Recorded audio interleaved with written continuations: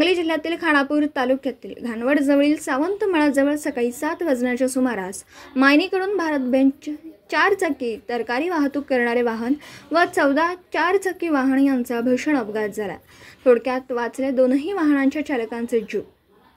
या अपघातानंतर विटा शहरातील सामाजिक कार्यकर्ते नवनाथ हातेकर हा मायनी येथे कामावर जात असताना या दोनही वाहनांचा अपघात झाल्याचे निदर्शनास आले।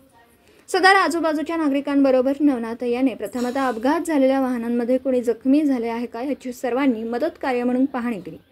मात्र कोणतीही जीवितहानी या अपघातात झालेली नाही। मात्र विट्याहून पंढरपूरकडे 14 चाकी कंटेनर जात असताना व महिन्याहून तरकारी माल वाहतूक 4 चाकी जात असताना या दोनही वाहनांचा अपघात झाला। सदर या अपघातानंतर आजूबाजूच्या नागरिकांनी घटनास्थळी धाव घेतली आहे, तर काही काळ या रस्त्यावर वाहतूक ठप्प झाली होती। घटनास्थळी नागरिकांमधून मिळालेल्या माहितीनुसार कोणीही या अपघातात मृत्यू नसल्याचं सांगितलं। मात्र दोनही वाहनांचं नुकसान झाल्यास घटनास्थळी नागरिकांमधून माहिती मिळते। सदर या घटनेनंतर विटा पोलिसांना दूरध्वनीवरून नागरिकांनी माहिती दिल्याचं सांगितलं। या अपघातात दोनही चालकांचं नाव गाव मात्र समजू शकलेलं नाही। विट्यातील तरुण युवक नवनाथ हातेकर या तरुणाने अपघात घटनास्थळी मदतीचा हात दोनही चालकांना देत भयभीत झालेल्यांना आधार देत त्या युवकांनी या चालकांना लागेल ती मदत घटनास्थळी केल्याची चर्चा नागरिकांमधून होती।